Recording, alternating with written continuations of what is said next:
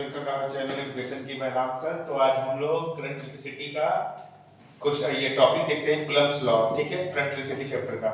तो Coulomb's law basically क्या होता है? कूलम्ब्स लॉ बोला गया है, जो कि कूलम्ब्स साइंटिस्ट द्वारा दिया गया है लॉ। इस लॉ में स्टेटमेंट है, force is directly proportional to the product of their charges.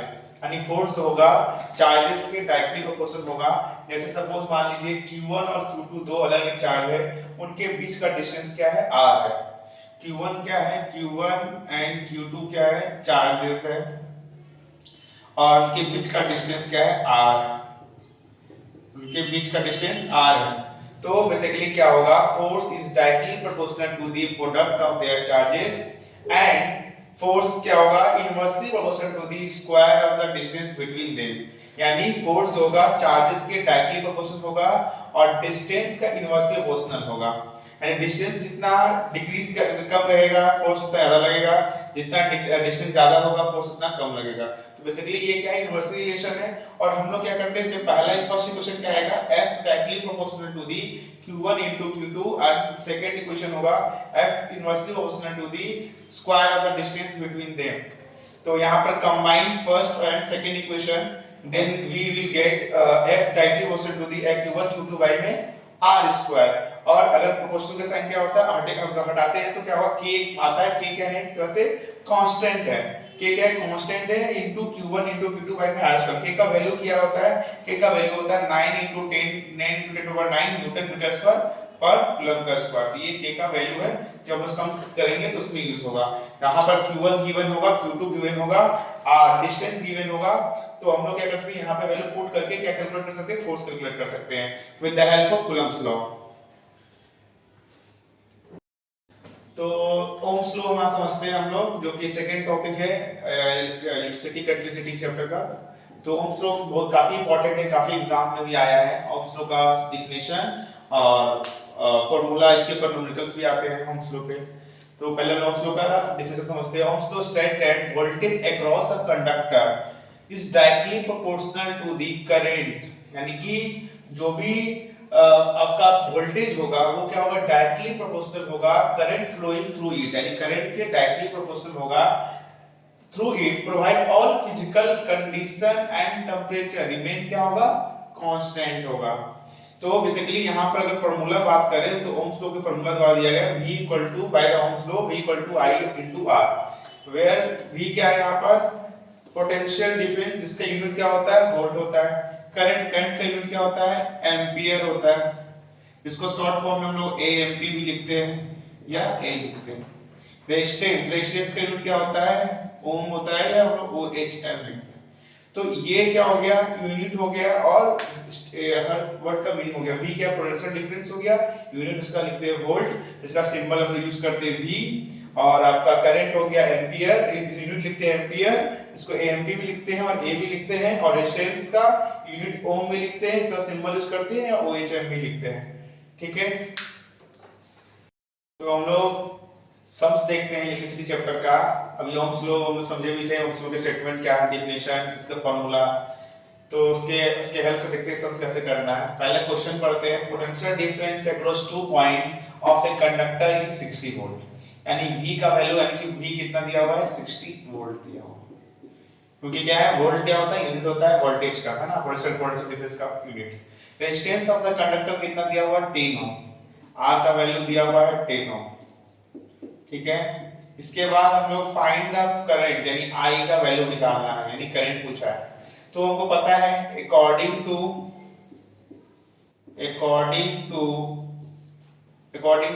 Ohm's law क्या था? V equal to I R, V equal to I into R. V का वैल्यू दिया हुआ है 60 वोल्ट, I फाइंड आउट करना है, resistance 10 ohm. 60 divide by 10 equal to क्या होगा? I, 0 से 0 कैंसिल आउट। I का वैल्यू कितना होगा? 6। करंट क्या होता है? करंट का यूनिट होता है एम्पियर, एएमपी या एम्पियर। ठीक है,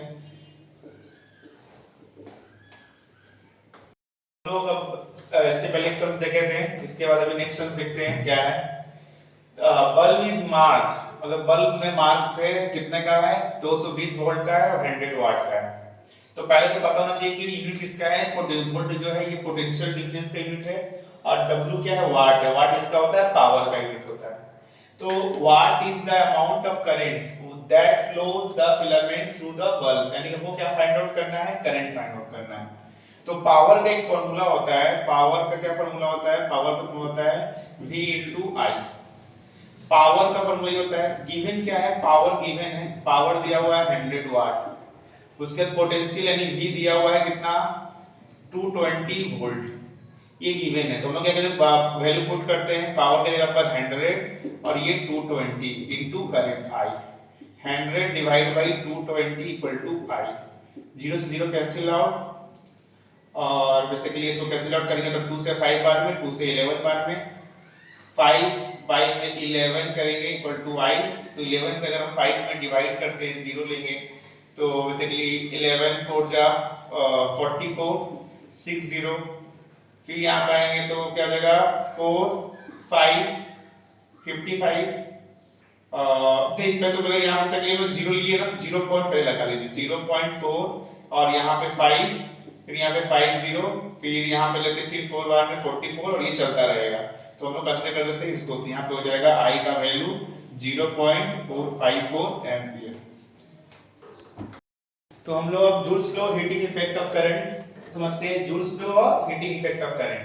तो पहले तो इसमें 3 लॉ है, फर्स्ट लॉ, सेकंड लॉ और थर्ड लॉ। तो फर्स्ट लॉ क्या बोलता है कि amount of heat heat produce of a conductor is proportional to the square of the current, यानी हीट जो होगा करंट के स्क्वायर के क्या होगा, डायरेक्टली प्रोपोर्शनल होगा, यानी I H directly to the I square. Where क्या कांस्टेंट होगा, तो where R and T are constant, मतलब वहां पर रेजिस्टेंस और टाइम क्या होगा, कांस्टेंट होगा, और हीट जो होगा directly proportional to the square of the current, यानी हीट करंट इंक्रीज करेगा तो हीट भी also increases, ठीक है। तो यानी कि यहाँ पे डायरेक्टली से लॉ, लेकिन स्क्वायर ऑफ द करंट होगा और R and T are constant, this is the first law. Second law, the amount of heat is produced proportional to the resistance, in second law में क्या है, heat जो होगा directly proportional to the resistance होगा, जहां पर I and T are constant होगा, जहां करंट और टाइम क्या होगा, कांस्टेंट होगा। सेकंड लॉ में क्या बोला है, डायरेक्टली क्या होगा, heat directly proportional to the resistance where I and T are constant, in current और time क्या होगा, constant होगा। थर्ड लॉ बोला गया है the amount of heat produced is proportional to the time, यानी हीट जो होगा, हीट अगर टाइम ज्यादा होगा तो हीट भी ज्यादा जनरेट होगा, तो टाइम अगर कम होगा तो हीट भी कम जनरेट होगा, प्रोड्यूस होगा। तो टाइम के क्या होगा, डायरेक्टली प्रोपोर्शनल होता है हीट, तो heat is directly proportional to the T where I and R are constant, यानी करंट एंड रेजिस्टेंस क्या होगा, कांस्टेंट होगा। तो we will get 3 question, H directly proportional to the I square, H directly proportional to the resistance, H directly proportional to the T। अब तीनों question क्या करेंगे, combine किए, कंबाइन करने से क्या होगा, H directly proportional to the I square into R into T, I square into R into T।